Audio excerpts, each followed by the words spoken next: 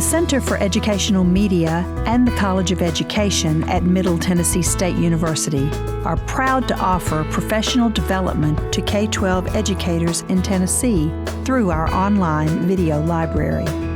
The following video is presented by the Center for Educational Media in partnership with Professional Educators of Tennessee's Leader U Conference.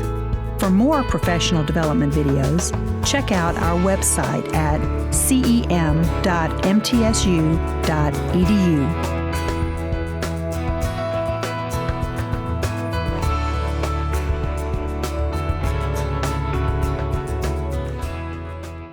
I'd like to introduce to you today Cicely Woodard. Her course is The Engaging Classroom. She's an 8th grade math teacher from West End Middle School in Nashville, Tennessee. She's the current 2018 Tennessee Teacher of the Year. In addition to that, Woodard was a 2017 state-level finalist for the Presidential Award for Excellence in Mathematics and Science Teaching. She recently served as a member of the inaugural Nashville Public Education Foundation Teacher Cabinet, where she actively informed education policy at the district level.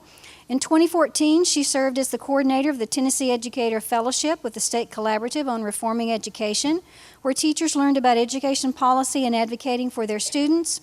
Woodard earned a BS in mathematics from the University of Memphis and a Master of Ed from Vanderbilt University.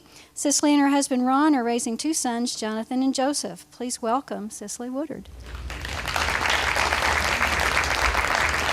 Thank you. Thank you so much, Kathy, for that very nice introduction. I am honored and delighted to be here with you today. You're going to get to hear a few stories about my students, but really I'm excited about you engaging in some things that I like to do in class with my students. And so we're going to get started. In that picture up there is Tremel and several of my other kids, and I'm sure that you have a student like him, maybe more. In the hallway, in the cafeteria, at recess, he didn't always make wise choices. But when it was time to buckle down and learn something, he really enjoyed it. He was all about using manipulatives. He asked questions, he answered questions, he engaged with his group members. He really wanted to learn, and he showed me that every time he showed up in class. But outside of class, it's not the same kid that I saw. And so I asked myself, what is it about being in class that made Tremel do the right thing, that made him want to learn? And I realized that in order for me to engage students like him and all of my students, I had to work to ensure that I was having high expectations for all of them. To me, high expectations looks like engagement. It's ensuring that they are doing the work and they are doing the learning. So today, as we work, I would love for you to tag me in any tweets so if I say something or if you do something today that really resonates with you, I would love for you to tag me at Cicely_Woodard. And then our hashtag that we're using today is hashtag LeaderU2018. All right, so the first thing that I want to do is we're going to dig deep into thinking about engagement. But before we do that, I want you to think for a moment about why you teach. There are all of these different companies that have logos that explain why they do what they do. And we're going to create a logo today to help us to think about why we teach, or why we administrate, or why we do whatever we do in education. So Nike has this logo. It's very clear that when they are trying to sell tennis shoes, that they are encouraging us that we can do anything. Just do it. Then, of course, McDonald's decides that if we eat their food, we're just going to love it, right? You know? Apple tells us that we need their products so we can think differently. And Walmart has convinced us that if we go to their stores, that we're going to save money and, of course, live better. Dunkin' Donuts says that we need them to run. We need them. We need their coffee. We need their sugar if we're going to make it through the day. And then FedEx, of course, has convinced us that they are the people we ought to use to get our packages there in a hurry. And so what I want you to do right now is I want you to think about, what would your logo be to represent the work that you do for kids every day? And what would your catchphrase be as well? What would you do, or what would you say to convince somebody to buy your product? If you had to sell teaching in your classroom, or if you had to sell being a principal, if you had to sell whatever work that you do for kids every day, what would your logo be and what would your catchphrase be? I want you to take an index card from your table and create your logo and your catchphrase right now. In my classroom, my students move a lot. So now I'm going to give you a chance to move too. I want you to find somebody that's not at your table, and I want you to go meet them and find out who they are, where they work, and then hear about their logo and their catchphrase. I want in these next few minutes for you to meet at least 3 people that are not at your table and get inspired, y'all. These are always so inspiring. So go find some people you don't know.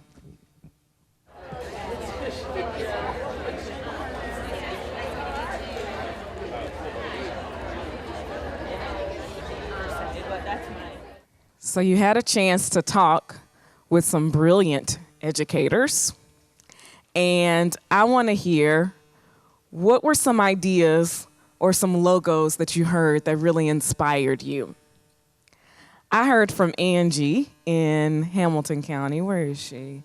She said to me that learning can be fun, but it has a purpose.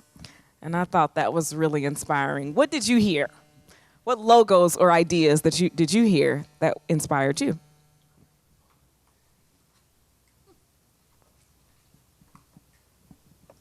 Well, I don't remember her name, but there was someone who said, I didn't stop with one person. I had to meet several people at the same time. But someone said they loved their job better than chocolate.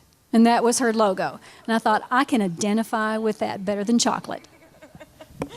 Thank you. So this morning I met a real champion. Ashley, you got to stand up so I can see you. She's at Lincoln University. And she's in charge of, or you work in the teacher education prep program there. And you got to hold up your card so people can see it. It even has a drawing, guys. It's a children and the world in a heart, or apple in the middle, and it says, change the world one student at a time. Thank you. One more. That's my timer going off.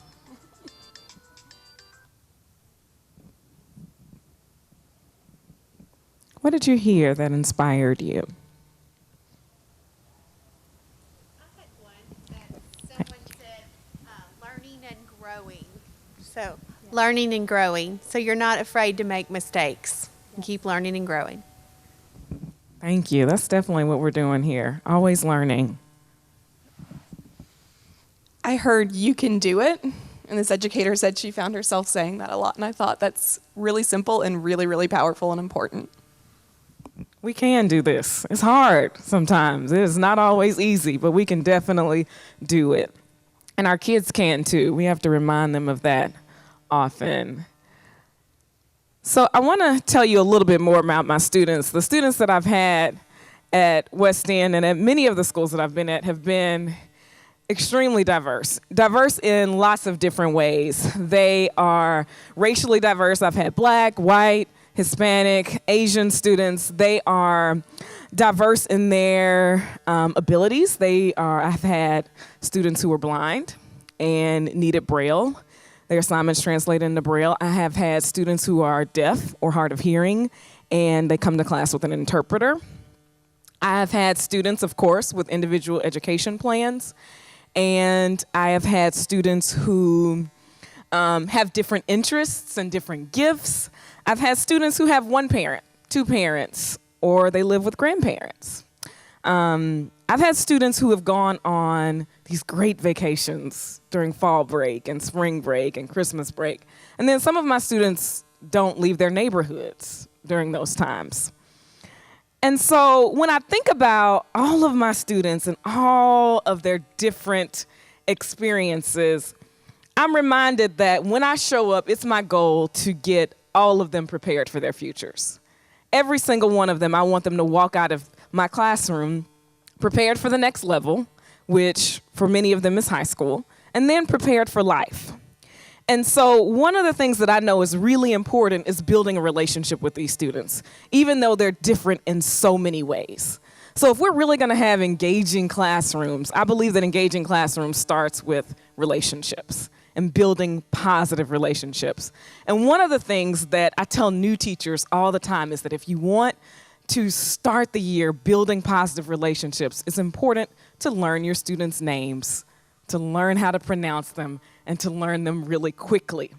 It's kind of fundamental, but recently I read an article and saw a video that really got to the root of what it means to learn a student's name and what it really means to them. And so I want to share that video with y'all today. Engagement. Remember, we're talking about the engaging classroom, and this is key number one. Engagement starts with a relationship. If we're really going to have a classroom where students are engaged, no matter what their backgrounds are, we have to build positive relationships with them. Oh, before we start it, as you watch, make sure that you think about a key word and a key phrase that you think would be important. It doesn't have to be necessarily a direct quote from the video, but something that comes to your head, a word and a phrase. So you're thinking about both of those things. And if you have more index cards, you can write it on there. I also left some yellow paper on your table. You can maybe split that up with a friend. But I really want them on two separate things. So if you got two index cards to write on, that's great. Your one word and your one phrase. Or if you want to take your paper and fold it and cut it up, that's fine too. But one word and one phrase that either you hear in the video or that comes to mind after you hear these kids talk about the pronunciation of their names. My name is Michelle Thuy Ngọc Duong. My name is Francis Deloso. My name is Edgar Nacom Camarena. I hear Duong, Duong, Dong.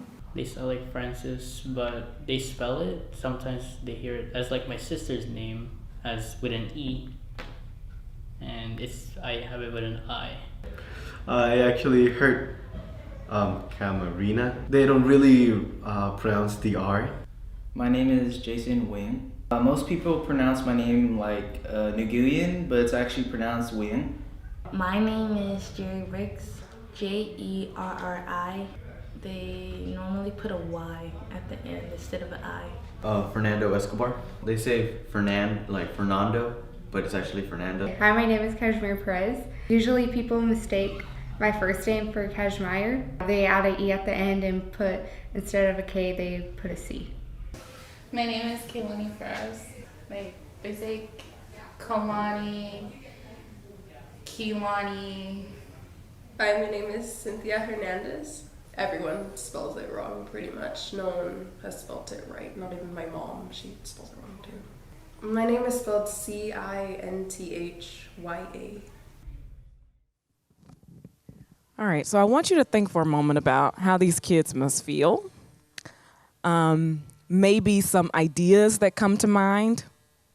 Maybe some thoughts or experiences that you've had with your own name or with your students' names. And so I want you to think of one word that you're gonna put on one card based on what we just saw, and then one phrase on another card based on what we saw. I'll give you a few moments to think. All right, I want you to take your papers and put them in the middle of your table. And you're gonna spend some time talking with the people at your table about these 4 ideas.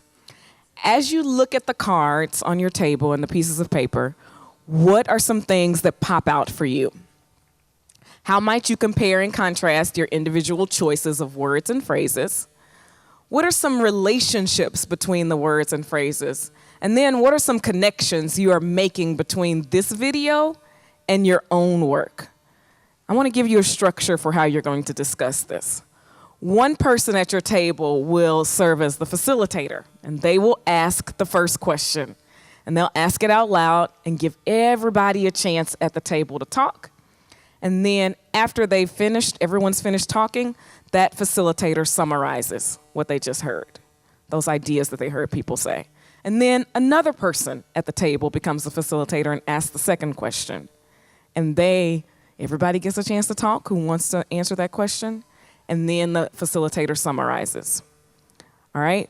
Everybody know what we're doing? Give me a nod. Yes? All right, go for it.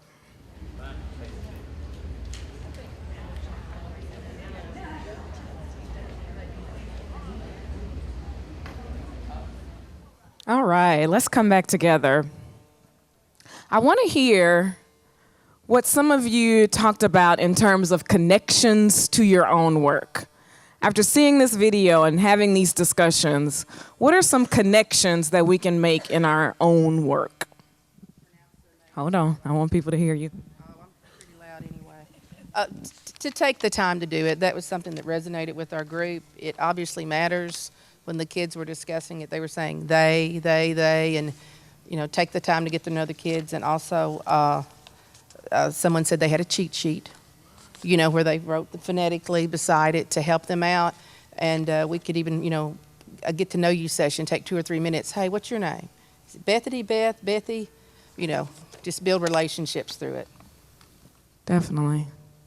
What else? What are some other connections to our work? Excellent, thank you. I'll come this way. We were just saying we work together, and there's kids at our school that will say, well, you can pronounce it however you want. And we're so like, no, how does your family pronounce it? We really, that should be important to them. So, that's something that we talked about. Definitely. I had a student who I had the exact same experience with this year. Her name, I heard kids calling her Ariana and Ariana. And you had that same one. Wow. And so I said to her one day, I said, what is your name? Oh, Miss Woodard, it doesn't matter. Whatever you want to call me is fine. No, it's not fine.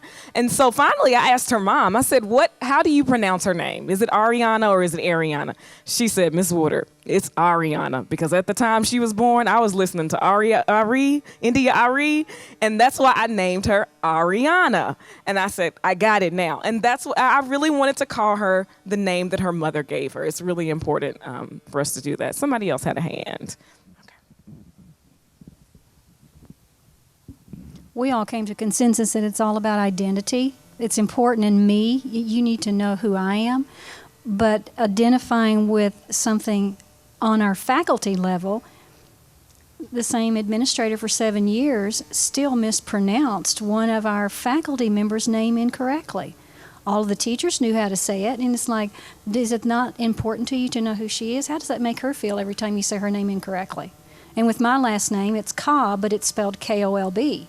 So whenever I go anywhere and they ask for my name, I never tell them I spell it, because I know they won't spell it correctly if I tell them just what my name is. Thank you. One more hand. And you too. Excellent. One thing, that's loud.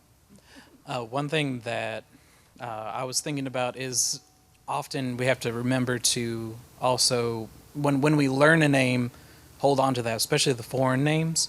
Those Korean names that are spelled one way, we'd pronounce it one way, but they're really pronounced a whole nother. That's one thing that's been useful for me, because then the first day, you already know how to pronounce their name, and they're impressed by that, and you make a connection with them already. Definitely. That first time is important. I had a student whose name was spelled Jameze. And I called him Jameez because that's what it looked like. And he said to me, Miss Woodard, I thought you were going to be the one who got it right. And I said, I am going to get it right. How do you pronounce your name? And he said, it's Jamez. I said, I got it now. And so they even make judgments of you based on how you say their names. I get to thinking about relationships, and if you're going to build relationships to engage these students, it all starts with when you call their name when they walk in that door. That's the first step to making that positive relationship. Thank you. All right. Way to go, guys. Very good thoughts. I want to go on and So that's our first key, that if we're going to have engaging classrooms, it starts with building relationships. Here's some more pictures of my students, and all of my students have these very different personal stories, of course, just like yours. They have all of these different things that they've experienced. I had one student this year who, after being homeschooled for years, was an 8th grader in my class. And she hadn't been in a classroom in a very long time. And you could tell based on the way she interacted socially, and she was severely behind academically. I had another student who told me that his 2nd grade teacher told him that she didn't like him. The teacher said, "I don't even like you." And he remembered that as an 8th grader. He still remembered that. I had another student who had a mentor who came to visit her twice a week, every week for the entire school year. She came during lunchtime and sat with this child twice a week, every week for the whole year. She was an old granny-like woman, and you know she was retired, but she committed to that, and she showed up every week. And by the end of the year, it wasn't that she was just mentoring that one girl. There were 5 or 6 girls who were surrounding her every week. Twice a week, she would show up.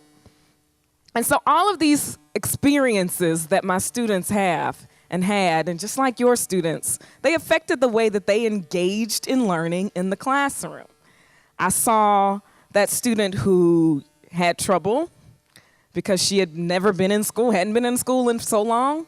I saw her have trouble engaging in lessons. But at the same time, I saw that other student whose teacher had told him those awful things. He remembered that and was still talking about it as an 8th grader. It really still affected him. I saw that student who had a mentor who showed up every week, twice a week. She had some amazing gains over the year and really changed and improved in the way she engaged in learning.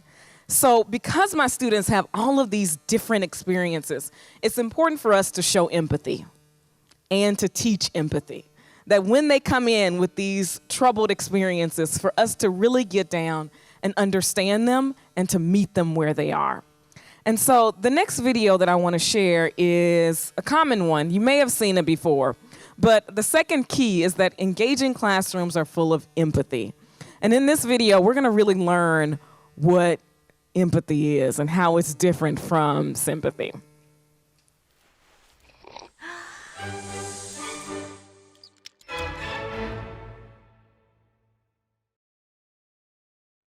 So what is empathy, and why is it very different than sympathy? Empathy fuels connection. Sympathy drives disconnection. Empathy, it's very interesting. Teresa Wiseman is a nursing scholar who studied professions, very diverse professions where empathy is relevant, and came up with 4 qualities of empathy.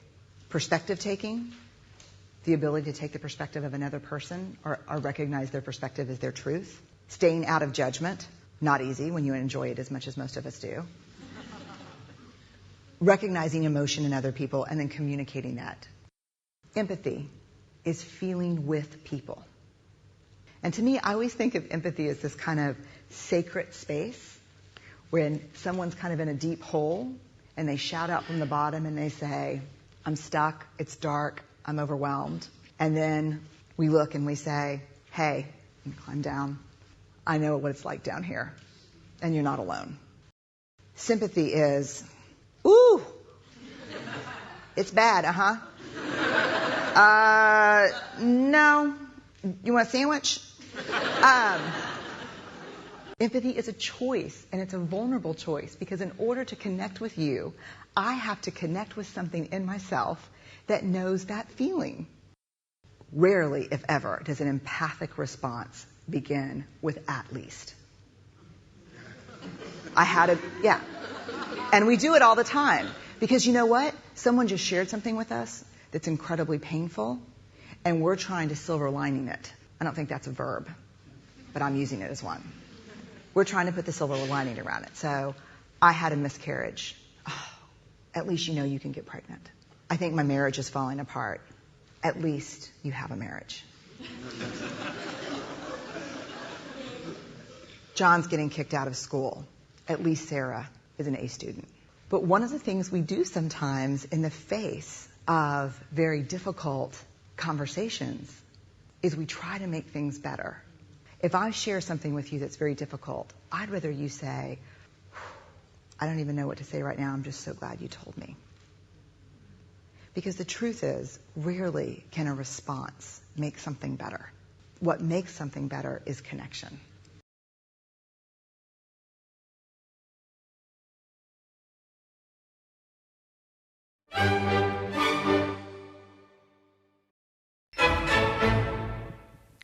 Take a moment and try to write down a most important point from that video, an MIP, most important point.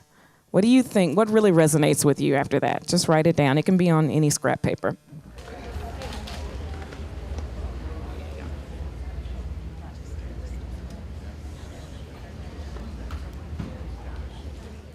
All right, we're gonna do some more moving. Those of you at a table that don't have a piece of chart paper, will you move to one that does? And it doesn't matter which one. There's some empty seats here. There's a lot of empty seats at this one. At this table, that'll be great. Thank y'all so much for being flexible. I appreciate it. And so we are going to do some more moving. And so you might want to tidy up your space because there'll be other people coming to your table. And on your chart paper, there's a question.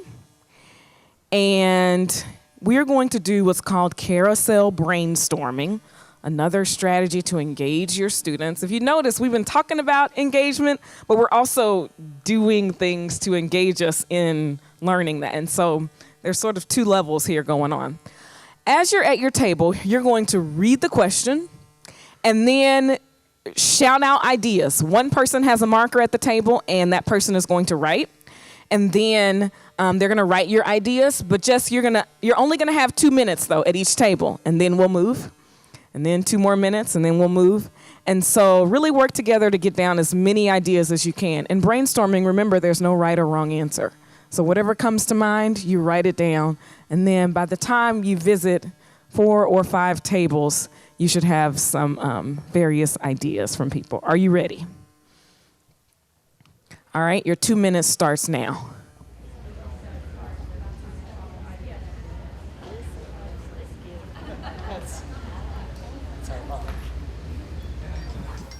Oh, that's how we're gonna move. Oh, y'all need to know how to move. Okay, so we're gonna go this way. Around, and hopefully you won't see the same question you just had. That's the hope. Yeah, so this way, this way, this way. Whole group stays together. Yes, your whole group stays together, and you're gonna move to the next table.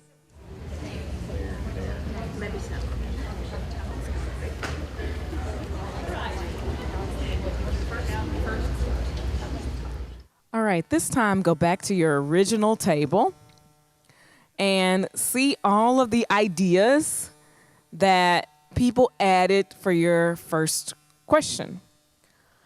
All right, so one strategy that you could use with this one is after all the groups get back to their original poster, you could have them present the ideas in a creative way. And when I say that, I've had students do things like sing a song or rap or draw a picture or act it out or do some sort of silent movement to represent all of the things that we came up with in our brainstorming. We're not going to do that today because only because I want to make sure we get to the other keys to enjoying an engaging classroom. But I do think it would be really cool if we could have one person from each table take your poster and put it on the wall, because I saw people taking pictures, and I think that maybe as you go to your next session or even as you go to lunch or whatever, you might want to check out the ideas that you and your colleagues came up with. So if you could have one person take it over there to the wall, that'll be great. In the meantime, up on the screen, I have 6 ideas that came from a website called The Highly Effective Teacher. And this was a blog about creating a positive classroom culture. I think that another key to ensuring that you have an engaging classroom is that it ought to be a positive environment. Oftentimes, the end of class comes and my students are so engaged in what they're doing that they don't want to leave. It's time to go, but they don't want to leave. My students enjoy what we do in math class so much that I find them in the hallway and they're just kind of hanging on me or just kind of standing right here and they want to talk about stuff. And so I think that comes from the fact that our classroom is a positive place to be. I've heard people say, I just want to be in there. I just like being in the room. And so these are some of the keys, 6 keys that this teacher wrote about in terms of, or this blog wrote about in terms of creating that positive classroom culture. So I want you to read those 6 and find the one that you think really resonates with you. Which one do you think is most important and why? I'm going to be quiet for about 60 seconds to give you a chance to choose.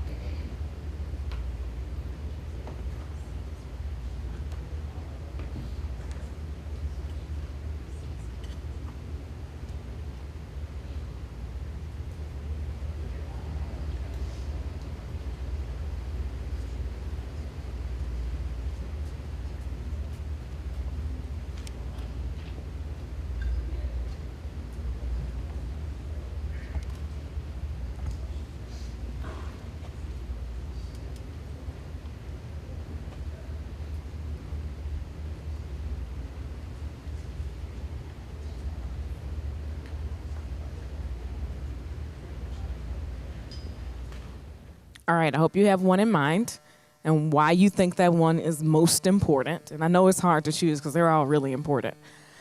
This time, we're going to get up again, and I want you to find somebody in the room that was born in the same month as you.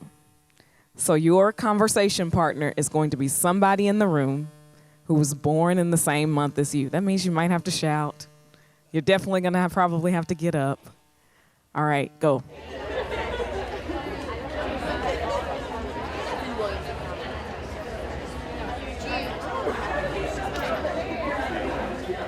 All right, if you could go back to your seats. Thank your partner for sharing before you go. Thank them for sharing. So engaging classrooms have a positive culture. That's our 3rd key. And kids really feel good about being there. They want to be there. They want to learn because it feels so good and it is so positive. And those were some ideas that you can use. I hope you heard something from a colleague that you can use as well. A few months ago, I was out of the classroom for 3 days in a row. And I came back, and you know what it's like when you have a sub. Sometimes it's really good, and everything is in order, and you're like, yes, what was her number? I need to call her again. But sometimes you come back, and things are a little different. This time I came back, and my pencil sharpener was broken. I know, it's an essential, isn't it? You got to have a good one. And my stapler was broken. And my 3-hole punch was nowhere to be found. So anyway, I decided that I couldn't keep living without a pencil sharpener, so I went on Amazon to find a really good one. And this is the one that I found. And of course, whenever I order something on Amazon, I always read the reviews because I want to know what other people thought. And so I always like to read the 5-star reviews. This is somebody who had a really good experience with this pencil sharpener. And then I like to read the bad reviews too, the 1 stars, because I want to know, what I might be getting into if the pencil sharpener doesn't work. So these are 2 reviews that I found. This positive review says, okay, I'm a teacher on a budget, and I am so upset that I spent $10 more on my School Smart electric pencil sharpener 2 years ago. This sharpener, though, is amazing and cheaper. The sound is a lot quieter, and the shavings bin is a lot bigger and sturdier. It sharpens the pencils to a point without eating them. I am in love with this pencil sharpener. Then, of course, there were some people who were critical. This was the 1-star review, the top 1-star review. This gentleman says, before I bought my teacher wife, I bought this for my teacher wife because of the name and the reputation in February. By the end of March, it wouldn't work at all. She brought it home and I inspected it, thinking that the switch was bad and that it was when it was activated, but it was activated when the pencil is inserted. Nothing. Tested the voltmeter and found that the switch was working. I assumed that the motor was defective. I was very disappointed. Obviously, I had a bad one. 5-star review and a 1-star review. I want you to Seth Godin, he is a motivational speaker and an author, and he encourages people to do reviews like that for themselves. And so that's what we're going to do today. I want you to think about your work as an educator, whatever you do, teacher, administrator, whatever you do in education. And if your work was something that could be bought on Amazon, something that could be reviewed, what would people say about it if they were writing a 5-star review? And then I want you to go to the other side and think about, well, if somebody saw your work and didn't like it, what would they say? What would that 1-star review look like?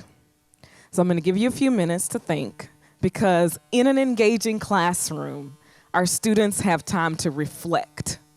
And so I think it's really important for us as educators to also reflect on our work. And so right now, I want you to do some reflection, just like your students would do in an engaging classroom. And I want you to write a 5-star review for yourself and your work, and then a 1-star review. Doesn't have to be long, 2 or 3 sentences, maybe 4. I'll be quiet to let you think.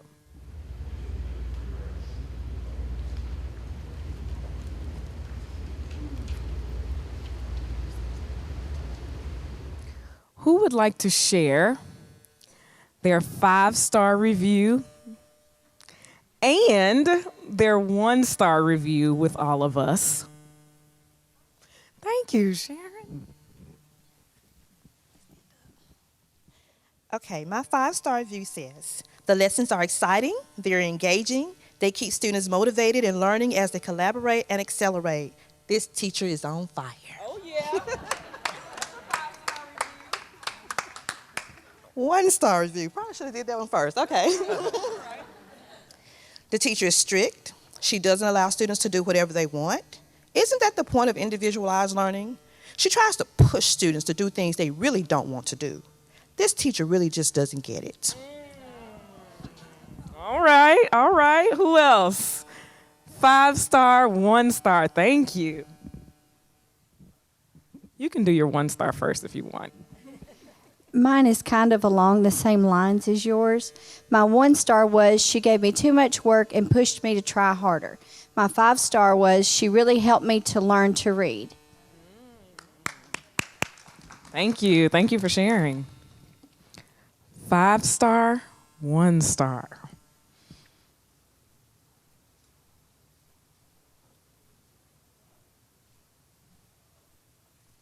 Thank you. Thank you, Adam. So he creates a positive and safe learning environment for teachers and students. He's honest and forthright in his leadership style. That's the 5-star.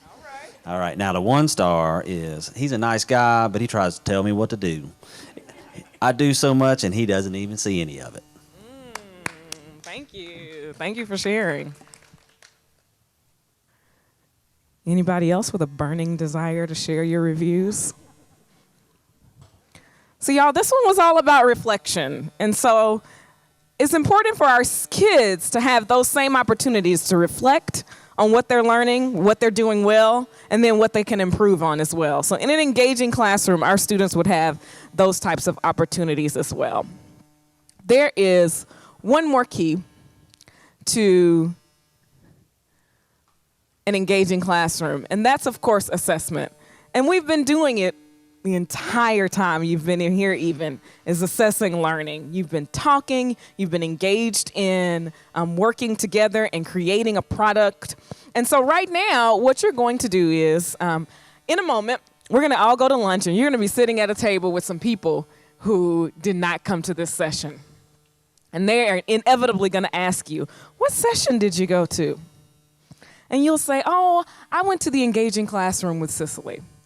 And so that's your chance to give them your 30-second elevator speech about what you learned, or what strategies you'll try in your classroom, or maybe something was affirmed for you. Maybe it's not something you learned, but it was something like, yep, I agree with that. Yeah, I need to keep doing that.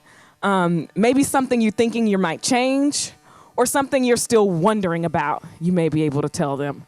So I want you to take about 60 seconds right now to just jot your elevator speech down. What are some ideas, some things, and those are some prompts you might use that you'll say when somebody says, what session did you go to? How was it?